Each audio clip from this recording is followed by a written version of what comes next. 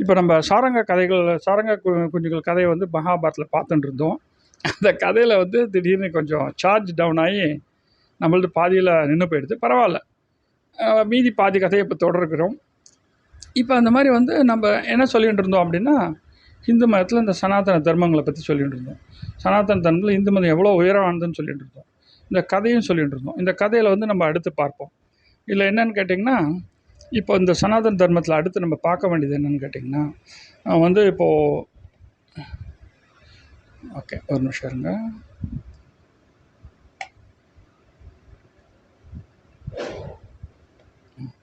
Okay, இப்போ இந்த சனாதன தர்மத்தில் அடுத்து நம்ம பார்க்க வேண்டியது, இப்போ வந்து இந்த சாரங்க குஞ்சுகள் கதையை பார்த்துட்டுருக்கோம். ஸோ அந்த சாரங்க குஞ்சுகள் இந்த மாதிரி எரிஞ்சு போனதுக்காக நெருப்பு எரிஞ்சுட்டே வருது. அப்போ வந்து இந்த மாதிரி நம்ம தர்மத்தை பற்றி அதுங்களுக்குள்ள ஒரு டிஸ்கஷன் வருது. அப்போ அந்த கதையோட பேக்ரவுண்டு பார்த்தா, மந்தபாலர் அப்படின்னு ஒரு முனிவர் இருக்கார். அந்த முனிவர் வந்து இந்த மாதிரி மேல் உலகத்துக்கு இந்த தவ வலிமையில் போகிறார். அப்போ சொர்க்கத்தில் வந்து என்ன சொல்கிறாங்க, குழந்தைகள் இல்லைன்னா விடமாட்டேன்னு சொல்கிறதுனால இவன் என்ன பண்ணுறாரு, கல்யாணம் பண்ணி குழந்தை பிறக்கிறதுக்கோசரம் அவர் ஒரு பச்சையாக சாரங்க பறவையாக மாறி வர்றார். சாரங்க பறவையாக மாறி வந்து முதல்ல இந்த இப்போ இருக்கிற நம்ம இந்த கதையில் பார்த்தோம் பார்த்திங்களா, அந்த காட்டில் ஒரு பெண் பறவை, அந்த பெண் பறவை ஜரிதைன்னு பேர். அந்த ஜரிதைங்கிற அந்த பறவையை கல்யாணம் பண்ணிட்டு அதுக்கு பிறக்கிற 4 குஞ்சுகள் தான் இது. அதே மாதிரி அவர் வந்து நம்ம அக்னி, அதே மாதிரி அவர் என்ன பண்ணுறாரு, அதுக்கப்புறம் வந்து இவர் என்ன பண்ணுறாரு, இந்த இது 4 இது முட்டைகள் போட்டு குஞ்சுகள் பொறிக்கும் போது அவர் அந்த நேரத்தில் ஒரு லபிதைன்னு சொல்லிட்டு இன்னொரு பெண் பறவையோட காடுகளில் போயிடுறார். இதுதான் நடக்கிறது. இந்த மாதிரி நடந்துட்டு இருக்கிற சமயத்தில் இந்த ஜரிதை வந்து இந்த இதோட கஷ்டப்பட்டு இருக்கா. இந்த நெருப்பெரியறது அவருக்கும் தெரியறது. அந்த மந்தபாலர் சாரங்க பறவைக்கும் பார்த்துட்டு அந்த லபிதை கிட்ட சொல்கிறது, நான் வந்து என்னோடய முதல் மனைவி போய் பார்க்கணும், அந்த இதெல்லாம் வந்து 4 குஞ்சுகள் இருக்குது, அந்த பறவை குஞ்சுகள் அதெல்லாம் காப்பாற்றணும். அப்போ தான் அவன் சொல்கிறான், என்னத்துக்கு இந்த மாதிரிலாம் நீங்கள் போய் சொல்கிறீங்க, நீங்கள் தான் சொல்லியிருக்கீங்களே அக்னி பகவான் உங்களுக்கு வரம் கொடுத்துருக்காருன்னு, உங்களுடைய புத்திரர்கள் குஞ்சுகள்லாம் சாக மாட்டாங்கன்னு. இப்போ இந்த விஷயம் ஆனால் இந்த ஜரிதைக்கும் அந்த 4 சாரங்க குஞ்சுகளுக்கும் தெரியாது. அதனால் அதுங்கெல்லாம் ரொம்ப வருத்தத்தை அழுது புலம்பின்னு இருக்குது. அப்போ என்ன ஆகுது, நெருப்பு பரவிண்டே வருது. அதுக்குள்ளே இந்த 4 குஞ்சும் என்ன சொல்கிறது, குட்டி குட்டியாக இருக்கிறதுலாம் பறவை குட்டிலாம், சரி நீங்கள் அம்மா நீ பறந்து போயிடுமா, நீயா போயிடுச்சு, நாங்களாம் போனால் போயிடும் அப்படின்னு சொல்லி அப்படியே சொன்னால், இதுங்கெல்லாம் வந்து ஒரு அறிவுள்ளவன் புத்தி உள்ளவன் நமக்கு ஏற்பட ஆபத்தை நினச்சி பயப்பட மாட்டான். இது இப்படியாக வர்றதுன்னு ஏற்றுப்பான், இல்லாட்டா முடிஞ்சால் அதை எதிர்த்து போராட பார்ப்பான். நம்ம போராட நம்மளால் முடியாது, அப்போ நம்ம என்ன நடக்கிறதோ அப்படியே ஏற்றுப்போம் அப்படின்னு சொல்லிட்டு பகவான் பேரை நம்ம ஸ்மரணம் செய்வோம் அப்படின்னு சொல்லிட்டு ஓம் நமோ சிவாய ஓம் நமோ சிவாயன்னு சொல்லிட்டு இருக்கு. ஓம் நமோ சிவாய் ஓம் நமோ சிவான்னு கோடிக்கணக்கான முறை சொன்னால் நம்ம நினச்ச காரியம் எல்லாமே கைகூடும். அந்த மாதிரி அவங்க சொல்லிகிட்டே இருக்கும்போது அந்த நெருப்பு என்ன அதிசயம், என் காட்டில் எல்லா இடத்தையும் எரிக்கிறது, அந்த மரம் மட்டும் எரியல, அதில் இருக்கிற அந்த சாரங்க பறவை குஞ்சுகள் சாகலை. இது பெரிய ஆச்சரியமாக எடுது. அப்புறம் அந்த பறவைகளும் இதுக்கு இன்னும் போகிறதுக்கு முன்னாடி கூட இந்த அம்மா பறவை ஒரு விஷயம் சொல்கிறது, இல்லை எவ்வளோ நுணுக்கங்கள் கதையில் இந்த வியாசர் வச்சுருக்காருன்னு சொல்லி எனக்கு ரொம்ப சந்தோஷமாக இருக்குது. அது ஃபஸ்ட்டு என்ன சொல்கிறதுன்னா, இந்த 4 குஞ்சையும் பார்த்து இந்த எலி பொந்து இருக்குது, அதுக்குள்ளே வேணால் நான் விட்டுட்டுமா அவங்கள, நீங்கள் அதுக்குள்ளே போயிட்டேன்னா நீங்கள் வந்து இது தப்பிச்சிடலாம், நெருப்பு முடிஞ்ச வெளியில் வந்துடலாம். இதுதான் இந்த காலத்தில் ஃபீனிக்ஸ் பறவைன்னு ஒன்று சொல்லுவாங்க. இந்த ஃபீனிக்ஸ் பறவை கதையை வந்து எப்பயுமே சொல்லுவாங்க, ஃபீனிக்ஸ் பறவை அப்படி நெருப்புலேருந்து பறந்து வெளியில் வரும், எல்லாம் ஃபீனிக்ஸ் பறவை மேலே திருப்பி பறந்து வருவேன். இதெல்லாம் என்ன உண்மைன்னு கேட்டிங்கன்னா வேறு ஒன்றுமே கிடையாது. இதாங்க இதுதான் வந்து எல்லாமே வந்து எதுவும் கற்பனையோ அது கதையோ கிடையாது, சில உண்மைகள். இப்போ என்ன ஆகுனா, ஒரு காட்டில் ஒரு தீ பரவுறது அப்படின்னா எலி பொந்துகள் இருக்கும். அந்த எலி பொந்துகள் எப்படின்னா ஒரு பக்கம் மட்டும் வழி வைக்காது, 4 பக்கமும் வழி வைக்கும். ஒரு எலி பொந்துக்கு பார்த்திங்கன்னா 5-6 வழிகள் இருக்கும். ஒரு வழியாக பூந்து ஒரு வழியாக வெளியில் போகும், அந்த மாதிரி வச்சுருக்கோங்க.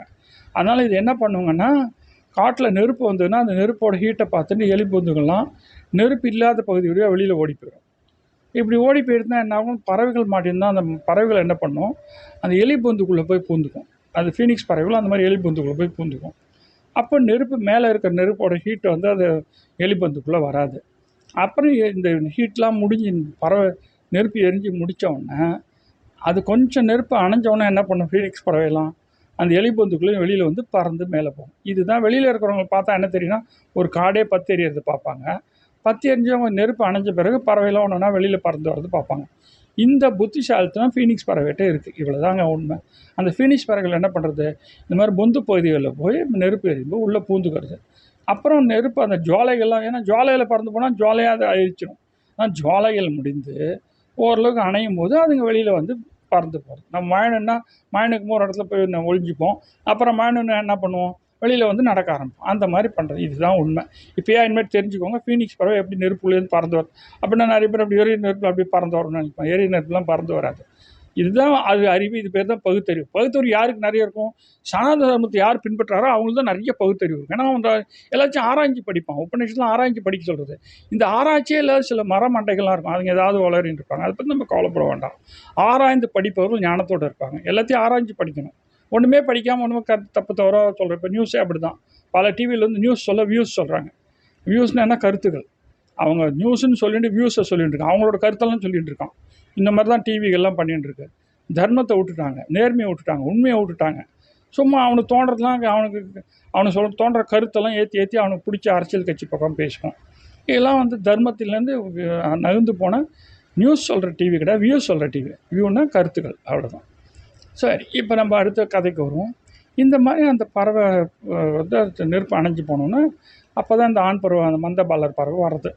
வந்த உடனே இந்த அம்மா பறவை ரொம்ப கோபம். அது மூஞ்சி காமிக்கவே இல்லை, பேசவும் இல்லை. இப்போ என்னத்துக்கு வந்தீங்க, நாங்களாம் எரிஞ்சு செத்து போய்ட்டோமோன்னு பார்க்கறதுக்கு வந்தீங்களா? நீங்கள் இருந்து எங்களை காப்பாற்ற வேண்டியது. நீங்கள் இருந்திருந்தால் என்ன பண்ணியிருப்பேன், உங்கள் முதுகில் வந்து ஒரு குஞ்சாக உட்கார வச்சு பறக்க வச்சு இன்னொரு இடத்துல கொண்டு போய் விட்டுட்டு வர சொல்லியிருப்பேன். நான் இங்கே அது வரைக்கும் பத்திரமா பார்த்துட்டுருப்பேன். இதுக்கு தான் ஒரு ஆண் இருக்கானே தவிர சும்மா குழந்தைய பெற்று போட்டு எங்கேயா பறந்து போகிறதுக்கெல்லாம் இல்லை. இது புரிஞ்சுக்கோங்க. நீங்கள் அப்படி தர்மத்தோடு வாழறதா இருந்தால் என் கூட வாழுங்க, இல்லாட்டா நீங்களும் மேல் உலகத்துக்கு போங்க அப்படின்னு சொல்லி விரட்டி விடுறது. எவ்வளோ அருமையான தர்மம் நியாயம் பாருங்கள். இதெல்லாம் தான் வந்து நம்ம மகாபாரத கதைகளில் தர்ம நியாயங்களை எடுத்து சொல்லக்கூடிய மிக உயர்ந்த சனாதன தர்மங்கிறதே. எது நல்லதோ அதை உறுப்பதே சனாதன தர்மம். சனாதன தர்மத்தை பற்றி நான் எப்பயுமே சொல்லுவேன், எனது தர்மம் எனது உரிமை. எனது திருப்பி சொல்லுங்கள், எனது தர்மம் எனது உரிமை. எனது சனாதன தர்மத்தை அழிக்க எந்த கொம்பனுக்கும் அதிகாரம் கிடையாது. எனது சனாதன தர்மத்தை அழிக்க எந்த கொம்பனுக்கும் அதிகாரம் கிடையாது. 110 கோடி இந்துக்கள் இருக்கும். 110 கோடி இந்துக்கள் மனசுலையும் சனாதன தர்மம் இருக்குது. அந்த தர்மத்தை எவனும் ரப்பரை வச்சு அழிக்க முடியாது. ரப்பர் பென்சில் வச்சு அழிக்கிற மாதிரி முட்டாள் தான் எல்லாம் பண்ணுவோம். பகுத்தறிவு உள்ளவன் எல்லாம் செய்யவும் மாட்டான், சொல்லவும் மாட்டான். பகுத்தறிவு உள்ளவன் சனாதன தர்மத்தை தவறாக பேசவே மாட்டான். அறிவில்லாதவர்கள், பகுத்தறிவு இல்லாத சில பேர் சனாதன தர்மத்தை பற்றி தவறாக பேசுவாங்க. அவங்கள பற்றி கவலைப்பட வேண்டாம். அவன் ஞானம் அடைஞ்சால் மேலே வருவான். அது ஞானம் இல்லைன்னா கஷ்டப்பட்டுகிட்டே இருப்பான். அந்த ஞானத்தின் வழியாக அவனை விட்டுடுவான். அவனை ஒன்றும் நம்ம பண்ண வேண்டாம். நமக்கு அதான் எப்பயுமே நல்லா படிக்கிறோம். நம்ம மேலே போயிட்டு சுந்தர் பிச்சை என்ன பண்ணான், நல்லா படித்தான். படிச்சுட்டு பிடெக் முடித்தாங்க. அங்கே போய் எம்எஸ் முடித்தான். 1500 கோடி சம்பாதிச்சுட்டு இருக்கான். சும்மா எங்கேயோ உட்காந்து சண்டை போட்டுட்டே இருந்தான். நான் ஒன்றும் படிப்பு வராது. படிப்பு இல்லைன்னா படிச்சுட்டு அந்த ஒழுங்காக வேலை போகாமல் ஏதாவது ஆர்கியூ பண்ணிட்டு வந்து ஒருத்தருக்கு ஒருத்தர் சண்டை போட்டுட்டு எனது உரிமை உனது உரிமைன்னு சண்டை போட்டுட்டே இருந்தால் என்ன ஆகும்னா வாழ்க்கையில் முன்னுக்கு வர முடியாது. நிறைய பேர் அப்படி தான் பண்ணிட்டு இருக்காங்க. தயவு செஞ்சு வாழ்க்கையில் முன்னுக்கு வாங்க. முன்னுக்கு வரணும்னா ஞானத்தை டெவலப் பண்ணணும். ஞானங்கிறது அறிவுங்கிறது பகுத்தறிவு. அந்த பகுத்தறிவை வளர்த்துக்கொள்ளணும். அப்போ தான் நீங்கள் சனாதன தர்மத்தை புரிஞ்சிக்க முடியும். பகுத்தறிவு தான் சனாதன தர்மத்தை புரிஞ்சிக்க முடியும். நல்லா புரிஞ்சுக்கிட்டிங்கன்னா அப்புறம் மேலே மேலே வளர்ந்துட்டே இருப்பீங்க. பகுத்தறிவில் உயர்ந்த தர்மம் என்னென்னா மற்றவர் மனதை புண்படுத்தாமல் இருப்பது. மற்றவர்கள் நம்பிக்கைகள் புண்படுத்தாமல் இருப்பதே பகுத்தறிவு. இதுதான் உண்மையான பகுத்து அறிதல். இவனுக்கு இதை பிடிக்கும், அவனை நம்ம தப்பாக சொல்லக்கூடாது. ஒருத்தனை காப்பி பிடிக்குன்னா காப்பி குடிக்கணும் விட்டுறணும். ஒருத்தன் சாராயம் பிடிக்கணும் சாராயம் குடிக்கணும், மது பிரியன்னு விட்டுறணும். ஒரு சாராயம் குடிக்கணும் காப்பி குடிக்கணும் விடுற மாதிரி நம்ம என்ன பண்ணோம், ஒருத்தனை ஒரு சாமி கும்பிட்றோம், சாமி கும்பிட்டு விட்டுறணும். அவனை மத நம்பிக்கை விட்டுறணும். என்ன நேரத்தில்னா என் மத நம்பிக்கை ஏற்காட்ட அவனை அடிப்பேன் குத்துவேன் கொல்லுவேன்னா தான் தப்பு. அவங்கவுங்க மத நம்பிக்கை அவங்கவுங்க எப்படி வேணால் கும்பிடலாம். 5 தடவை தொழுகலாம், 6 தடவை தொழுகலாம், எத்தனை தடவைனா நம்ம சாமி கும்பிடலாம். நம்மளுடைய இஷ்டம் தான், அது யாரும் தப்பு சொல்ல முடியாது. சாமி கும்பிடுதல் அவங்கவுங்க உரிமை, அவங்க தர்மம் அவங்க உரிமை. எனது தர்மம் எனது உரிமை, எனது சனாதனமும் எனது உரிமை. அதை அழிக்க எந்த கொம்பனாலும் முடியாது. அவ்வளோதான். இது வந்து நம்ம தெரிஞ்சுப்போம், புரிஞ்சுப்போம். இதில் நம்ம தொடர்ந்து இருப்போம். நம்ம யார் முன்புக்கும் போக வேண்டாம். அவங்கள என்ன சொல்லுவோம், அவன் வழியில் நீ போ, என் வழியில் நான் போகிறேன். நான் பாட்டு சந்தோஷமாக போகிறேன், நீ பாட்டு உன் வழியில் சந்தோஷமாக போகிறேன். அவங்கவுங்களுக்கு பிடிச்ச வழியில் அவங்கவுங்க போகிறோம். இது வந்து உலகம் வந்து நீ சுதந்திர உலகம், 800 கோடி மனிதர்கள் வாழும் உலகம். அவங்கவுங்க வழியில் போகலாம், அடுத்தவங்களுக்கு குறுக்கவே போகக்கூடாது. அந்த மாதிரி நம்ம வழியில் நம்ம போயிட்டே இருப்போம், சந்தோஷமாக இருப்போம். நம்ம போயிட்டே இருப்போம், யாரை பற்றி கவலைப்பட வேண்டாம், சந்தோஷமாக இருப்போம். லைஃப் வந்து ரொம்ப சின்ன விஷயங்க. 100 வயசு தான் இருக்க போகிறோம். 100 வயசு 36,500 நாள். இதுக்கு நல்ல வெட்டுவேன் குத்துவேங்கன்னா முட்டாளுங்க அறிவில்லாதவன் பகுத்தறிவில்லாதான் வெட்டுவேன் குத்துவேன் அலைஞ்சிட்டு இருப்போம். நல்லவங்களாம் என்ன பண்ணுவான், ஒழுங்காக வேலையை பார்ப்பான், நல்லா படிப்பான், நல்லா வேலைக்கு போவான், காசு சம்பாதிப்பான். கல்யாணம் பண்ணிப்பான், குழந்தைங்கள வளர்ப்பான், அவங்கள அன்பாக வளர்ப்பான், பெரிய லெவலில் கொண்டு போய் இவ்வளோ தாங்க. இதுதான் நம்ம இவன் தான் உயர்ந்தவனே தவிர இந்த வெட்டு குத்து பண்ணி அதோட மீசை முறுக்கி நிற்கிறவங்களாம் உயர்ந்தவங்க கிடையாது. அவனை வெட்டிடுவேன், இவனை விட்டுடுவேன், சரக்கு இருக்குது, முடுக்கு இருக்குங்களாம் தேவையில்லாத வார்த்தை. உன் வேலையை பாரு, ஒழுங்காக உழைக்க தெரிஞ்சால் கவர்மெண்ட் நல்லபடியாக வேலை செய்ய தெரிஞ்சால் வேலை செய்ய, பணம் சம்பாதி, தப்பு பண்ணாத. தப்பு பண்ணி கவர்மெண்ட்டில் டிஸ்மிஸ் ஆகக்கூடாது, டிஸ்மிஸ் ஆக ரவுடி ஆகக்கூடாது, பொறிக்க ஆகக்கூடாது, மற்றவங்களை கொலை பண்ணக்கூடாது, கற்பழிக்கூடாது. இதில் தான் தப்பு. நேர்மையாக இருக்க தப்பே கிடையாது. அதனால் நேர்மையாக இருக்க பழகிக்கொள்ளுங்கள். நேர்மை பழகு அப்படிங்கிறத நம்ம தர்மமாக சொல்கிறோம். இப்போ நம்ம தர்மம் எல்லாருக்கும் புரிய ஆரம்பிச்சிருக்கோம். ஒவ்வொருத்தரும் அவங்களுக்கு பிடிச்ச தர்மத்தை அழகாக பண்ணுவோம். இப்போ சந்தோஷமாக பண்ணுறோம். இப்போ நான் பாருங்கள், கதை சொல்கிறேன், சந்தோஷமாக சொல்லியிருக்கேன், யார் மனசையும் புண்படுத்த வேண்டாம். எனக்கு பிடிச்ச கதை மகாபாரதம் கதை அழகாக சொல்கிறேன். கேட்குறவங்க சந்தோஷமாக கேட்குறாங்க. எனக்கு என் கதையை நானே கேட்டு ரசிக்கிறேன். எனது முதல் ரசிகன் நானே. எந்த கலைஞனுமே இதுதான் உண்மை. அவருடைய முதல் ரசிகன் யார்? அவங்களே தான். அதுக்கப்புறம் தான் அவங்க ரசித்த பிறகு தான் மற்றவங்களுக்கு கொடுக்க போகிறோம். இப்போ நம்ம ப்ரொடியூஸ் பண்ணும்போது பாருங்கள், நான் வந்து செல்ஃபி மோடில் தான் எடுக்கிறேன். செல்ஃபி மோடில் வீடியோ இருக்கும்போது நானே நான் பார்த்து ரசிச்சுன்னு தான் இந்த கதையை சொல்லிகிட்ருக்கேன். இதுதான் இந்த கதையோட ஒஸ்தி.